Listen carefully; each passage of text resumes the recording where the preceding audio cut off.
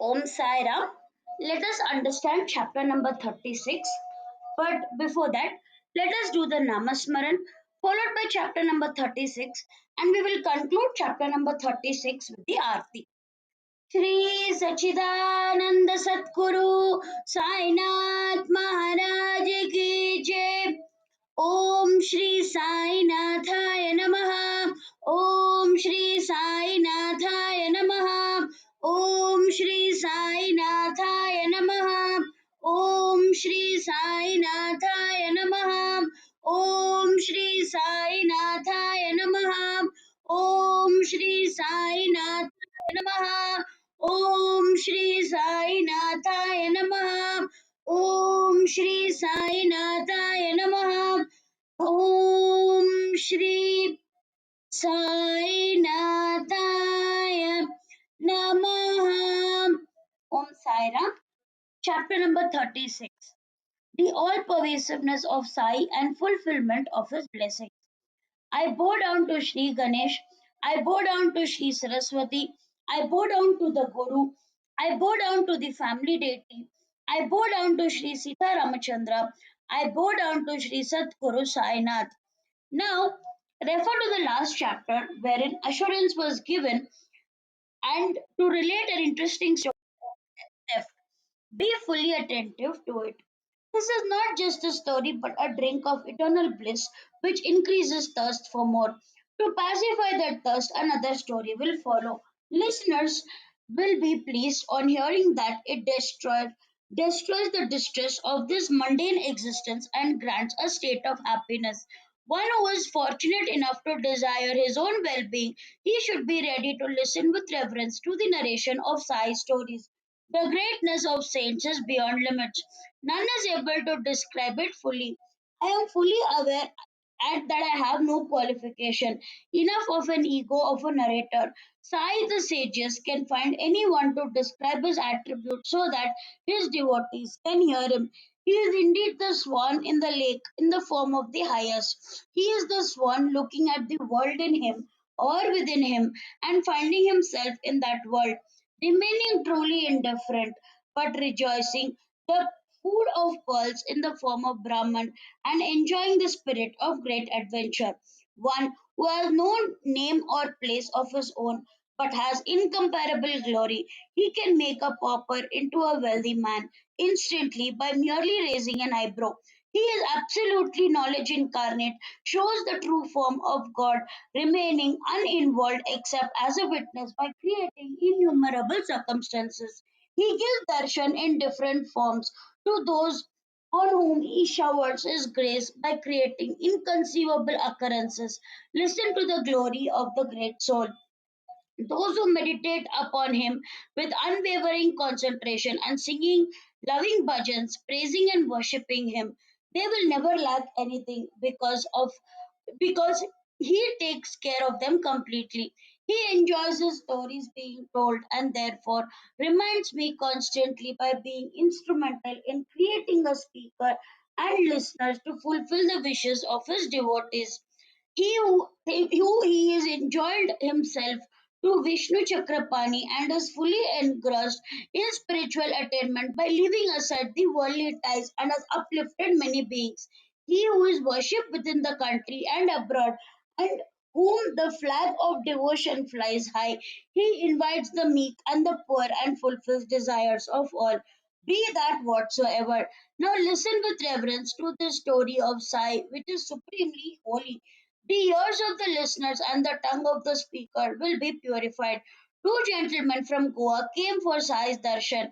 Both of them humbled themselves at Sai's feet and were pleased with the darshan. Though both came together, Sai asked Dakshina from one only. Give me 15 rupees, he said, which the gentleman gave happily. He asked nothing from the second person, but on his own, he gave 35 rupees. Sai immediately refused to take them. He was greatly surprised. Madhavrao was there at that time. Seeing the discrimination, he asked seeking Sai about it. Listen to it. Baba, why do you do this? Both friends have come together. You have asked Dakshina from one and returned what voluntarily was offered by another. Why should there be any discrimination by a saint? On your own, you asked from one and returned what the other had given by his own wish. Disappointed the latter. You seem to be pleased with a smaller offering and refused a large sum. If I had been in your place, I would not have behaved like this. Shama, you do not know anything. I do not take anything from anybody. It is the masjid, my presiding deity of the masjid, who asks for what is owing to her. The giver is free from debt. Do I have a home or do I have a family that I should need the money? I am free in all respects.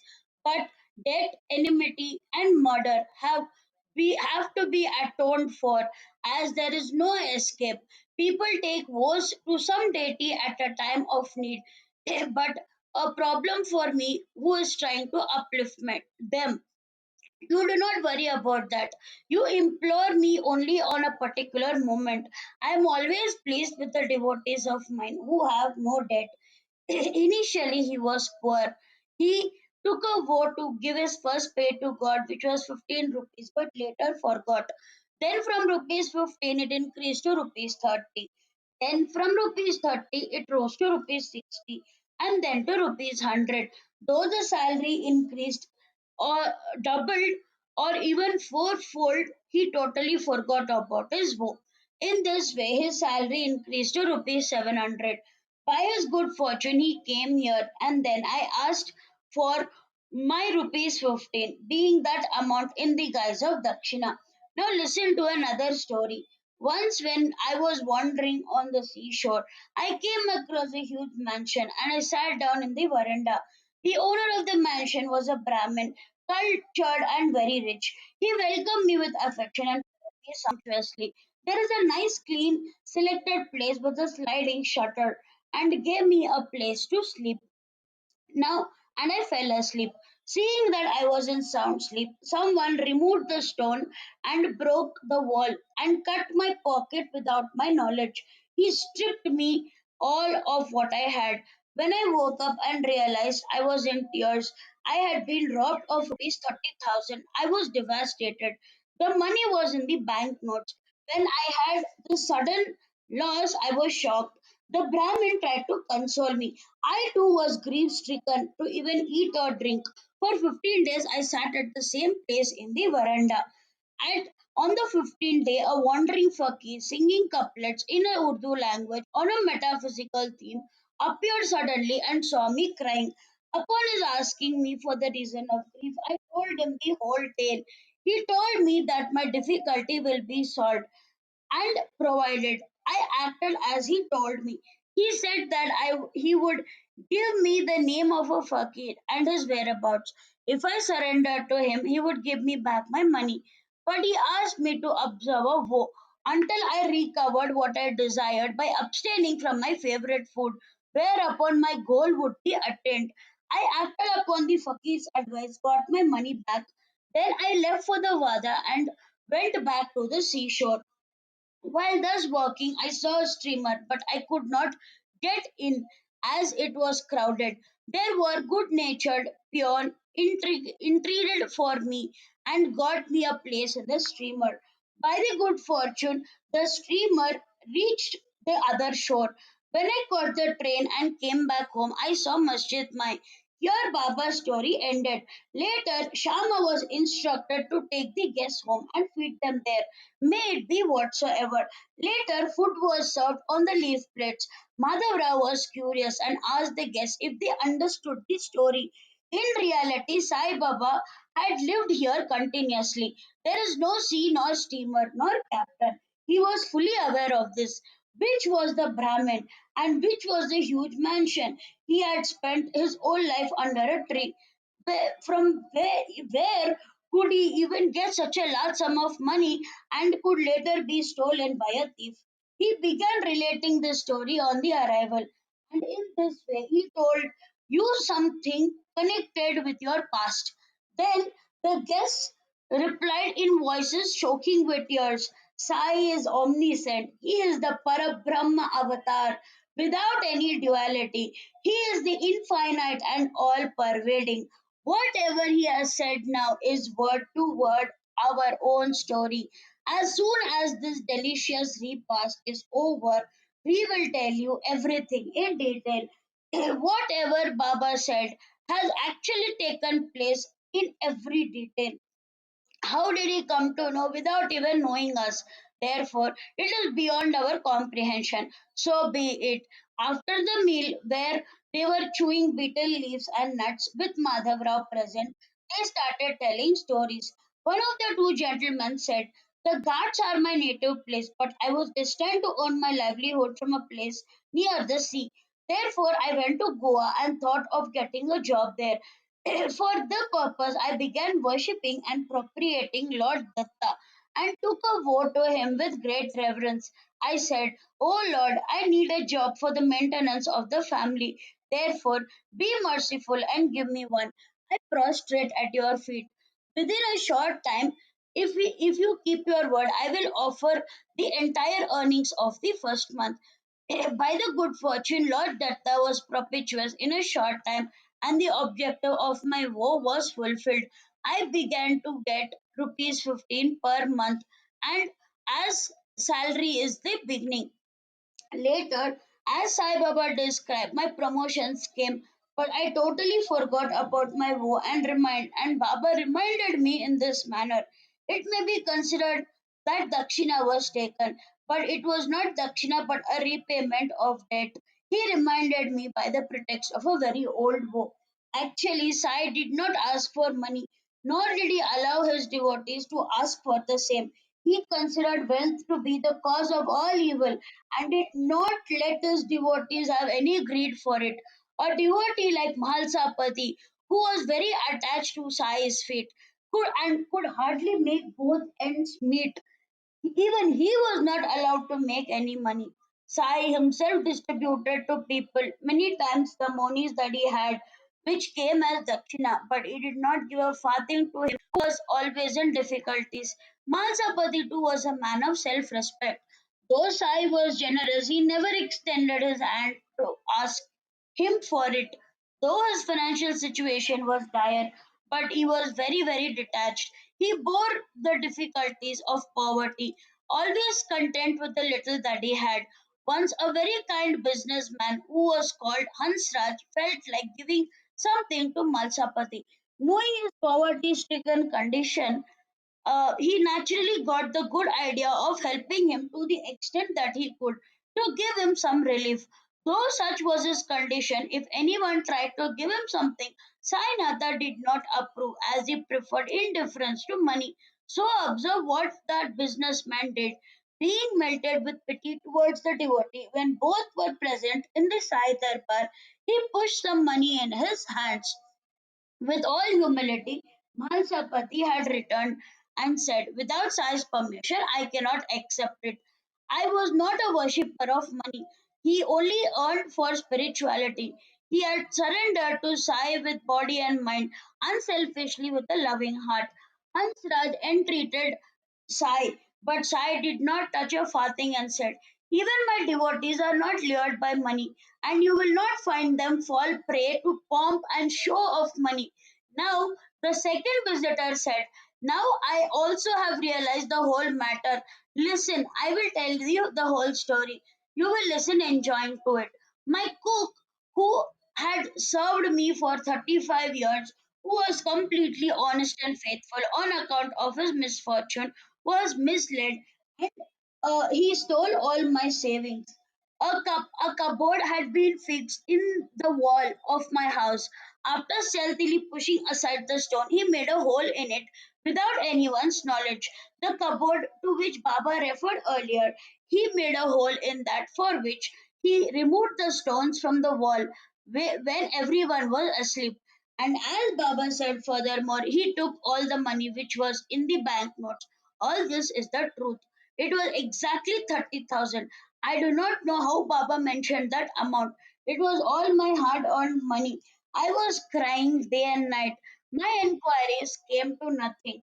I did not know what to do. For a fortnight, I was in a whirlpool of anxiety. I was at wit's end. One day, I was sitting on a veranda, very depressed and morose. A fakir was passing by singing metaphysical couplets. Seeing me sad and dejected, the fakir asked me the cause of my depression. Then I narrated to him the story in detail and he told me how to overcome the problem. In Kopargaon Taluka, in a village called Shirdi, there lived an Olya called Sai. Take a vow to him. Forswear eating something you relish and tell him mentally and truly, I have given up eating this food till I have your darshan. When the fakir said this to me, I immediately forsook eating rice and said, Baba, till my property is recovered and I have your darshan, I will not partake it. Barely had a fortnight passed, and I do not know what came in the cook's mind, but of his own accord he came and returned all my money.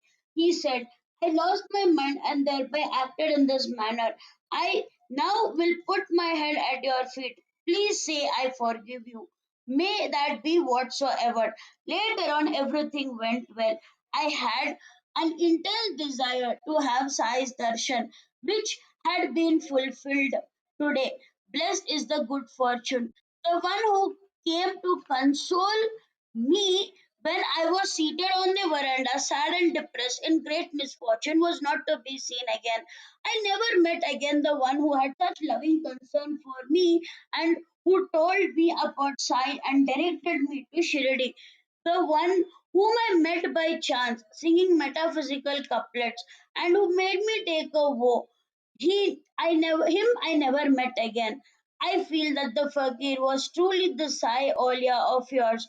To give me the benefit of taking his darshan, he himself became anxious.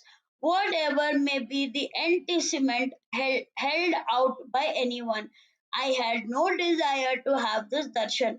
The fakir created this desire in me an outset so that I could recover my money. It would have never been possible for him to covet rupees 35 from me, who gave me back the whole wealth by making a vote to him without any other effort. On the contrary, we were ignorant people. To bring us on the path of spirituality and to ensure our well being, he makes efforts and brings us on the path under such pretext. This is the purpose of this avatar. Otherwise, he would we who are devoid and insignificant cross the worldly ocean of existence. Think about that calmly. So be it. After recovering the stolen property, I was overjoyed, and as a result, I forgot all about my woe. The greed of money is dangerous. And then observe that one day where I was near Kulaba, I saw Sai in my dream and immediately left for Shirdi. Sai Samartha had described my travels. I was refused a place on the steamer, but a peon interceded for me and helped me overcome my problem. When I came to the steamer, these were my difficulties, and truly a peon who was a stranger interceded on my behalf. Only then did the captain, who was initially rude, give me a place on the steamer and obliged me. Though the peon was a total stranger, he said that I was known to him. Therefore, I was not allowed in and got a good seat. Just as the story about the steamer was, so was the story about the peon, which actually occurred in my case. Sai said it as if it had happened to him. Having this marvelous experience, my intellect is baffled. I feel that this Sai is omniscient. There is not an atom which has not pervaded by him. He will grant similar experiences to others as he has given to me. Who am I? Where do I come from? How fortunate am I that he has dragged me with all these efforts and placed me on a spiritual path? What made me take that vow? What caused my savings to be stolen? What was the marvel about the fulfillment of the vow and then return of the savings without effort? How inconceivably fortunate am I? He whose darshan I had not taken earlier, nor had I thought of, nor heard of, he was taking care of me. Then, how much more fortunate are those devotees who had lived with him for many years, humbled at his feet, and served him day and night. Greatly fortunate are those with whom Sai had played, laughed, sat, talked, walked, eaten, slept, and even got angry with. He had shown such a loving concern for me, who has done nothing for him. Blessed is your state. that you were so close to him. It seems that your store of earlier merits has caused this human form and brought this personage to Shirdi. You are infinitely blessed. By my immense good fortune, I have attained to Shirdi. I feel for Shri Sai's Darshan Yatra. I would sacrifice anything. Sai, the pure benevolent, is the great Vaishnav. He is truly proud of the tree of knowledge, which shines like the sun of the sea of consciousness. So be it. I also must have had some merit to have met this Mashidai Dwarkamai, who made me feel my woe and gave me the darshan. Now, in it he is my lord Datta. He ordered me to take this vow. He made me get a seat in the steamer and brought me to Shirdi for the darshan. In this way, Sai showed his all-pervasive nature and how he resided in the hearts of all, bearing witness to all that happens everywhere. Seeing Sai's smiling visage, I felt extremely happy and thought, being worldly, forgot all about my pains of worldly existence. My blissful joy cannot be contained. Let everything happen as per destiny, and my mind certainly will attain to that state. May my love be eternal at Sai's feet, and may he dwell always in my heart and eyes. Sai's Leelas are inconceivable and unfathomable. They have no limit to his obligations. O compassionate one, I feel like wearing out my body and mind at your service. So be it. Now is a story which is a digression. Listen now to the words of Sai, being attentive for a while, as they are like writing of the Brahma, the wife of Sakharam, Aurangabad, who lived in Sholapur city, was anxious about a child and therefore came to Shirdi. Hearing about the inconceivable story of Sai Baba, the holy saint, she came for his holy darshan, bringing along with him his stepson. Though she had been married for 27 years, she had not conceived. She got exhausted, making a vow to all gods and goddesses. She lost all hope. So be it. Thus, this married woman came for Baba's darshan with a purpose. She thus came to Shirdi where she had an idea. Baba is always surrounded by devotees. How will I find him alone? How will I be able to tell him what is in my heart? Therefore, she became intensely anxious. The masjid was open and so was the courtyard. There was always devotees hovering around Baba. How would she get a quiet moment to describe him in the earnest desire? She and her stepson Vishwanath stayed on for 2 months, rendering service to Baba. Listen what this woman with a desire entreated Madhavrao, seeing that neither Vishwanath nor anyone else was near Baba. You at least find an opportunity to tell Baba my heart's longing when Baba is in a good mood. That too when he is not alone and not surrounded by his family of devotees. Tell him at the earliest opportunity so that no one can hear. Madhav Rao replied, the masjid is never without people. Someone or the other keeps continuously coming for darshan. This darbar of Sai is open. No one is forbidden to enter. But I am suggesting you something. Keep it in your mind carefully. To make efforts is my duty. He is the giver of success and abode of auspiciousness. Finally, he will give you peace and relieve you from worries. You should merely wait with a coconut and incense sticks at the courtyard on the stone where Baba sits for his meal. Then, after his meal is over, if I find him in a good mood, I will beckon you and you should just come up only then. So be it. After some time, when the destined moment came, one day after Sai's meal got over, he got an unexpected opportunity. Sai, having washed his hands, Madhavra was drying them with a cloth. Observe what Sai did while he was in a joyful mood. In a burst of affection, Baba pinched Madhavra's cheek. Listen then to the loving conversation between God and his devotees at the opportune time. Though Madhavrao was full of humility, he fringed anger and jokingly said to Baba, "Is this behavior good? We do not want such a mischievous God who pinches our cheek with such force. Are we so awed by you? Is this the fruit of your intimacy?" Then Baba replied, "Have I ever touched you in all these 72 generations? Do you ever remember such an occasion?" To which Madhavrao said, "We want such a God who always gives us wonderful and noble sweets to eat when we are hungry. We do not want you to respect nor a divine vehicle to attain the heavens. Give me only the boon of having faith at your feet." Then Baba started to speak. "Yes, indeed, I have come for that. And that is why I started giving you food and got fondly attached to you." By this time, they were near the banister. When Baba sat down in his own asan, Madhav Rao signaled to the lady who was sitting alert for her purpose. No sooner than the signal was made, she got up immediately and hurriedly climbed the steps of the masjid. She came in front of Baba and bowed with humility. She immediately offered the coconut at his feet and bowed at his lotus feet. Baba then struck the coconut with his own hand on the banister forcefully. He said, "Shama, what does this say? The coconut is rattling a lot." Shama then took the opportunity. Hear what he said to Baba.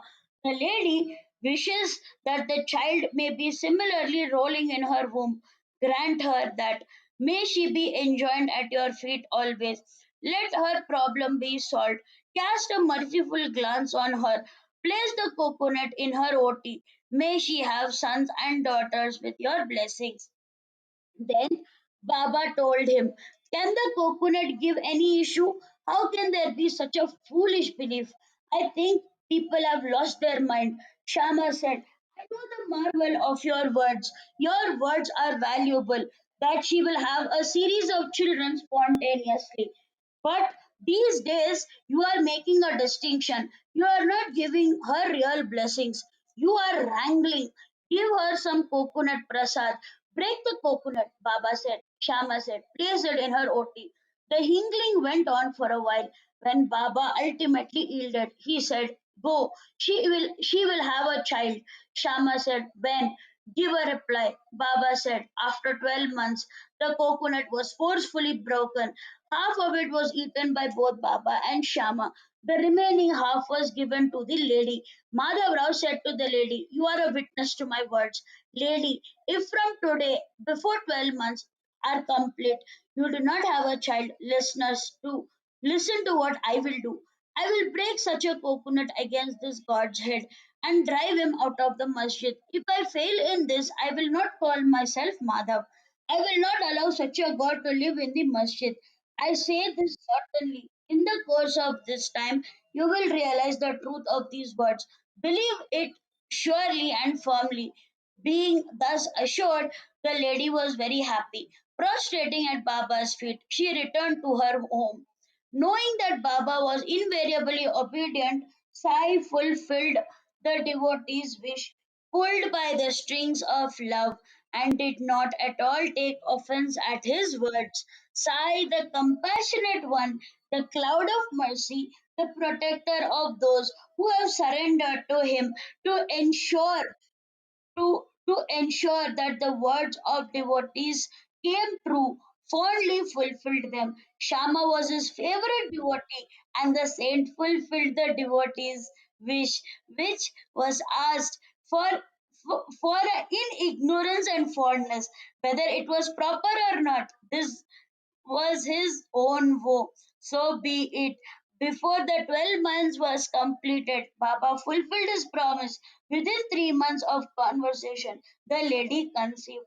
Fortunately, she became the mother of a son. She came to Shirdi with her husband with a 5-month-old child for darshan. The husband too happily paid obeisance at Sai's feet and offering 500 rupees expressed unspoken gratitude. The monies were later utilized to build the walls of the stable for Baba's house, horse. for Baba's horse Shamkaran at the existing site where he used to be tethered. Therefore, think of this Sai, remember Sai, and meditate upon Sai. This is Hemad's own refuge, who did not run helter skelter anywhere. Why roam hither skelter? When the Kasturi is in one's own navel, always being humble at Sai's feet, Hemad enjoys incomparable bliss. The next chapter is even more interesting than this, about how devotees took Baba in procession from the masjid to the chowdi with great joy. Also, the story about Baba's cooking vessel and giving of prasad with humor. Listen to that in the next chapter, which will increase your enthusiasm. May there be well being. This is the end of the 36th chapter of the Shri Sai Satcharithra, written by the devotee Hemad Pant, impelled by saints and virtuous people, called the all pervasiveness of Sai and fulfillment of his blessings. This is offered to Shri Satguru Sainath. May there be auspiciousness. Shri Satchidananda Sadguru Sainath Maharaj ki jai. Om Sai Ram. Now let us do the Aarti. Shri Satchidananda Sadguru Sainath Maharaj ki jai.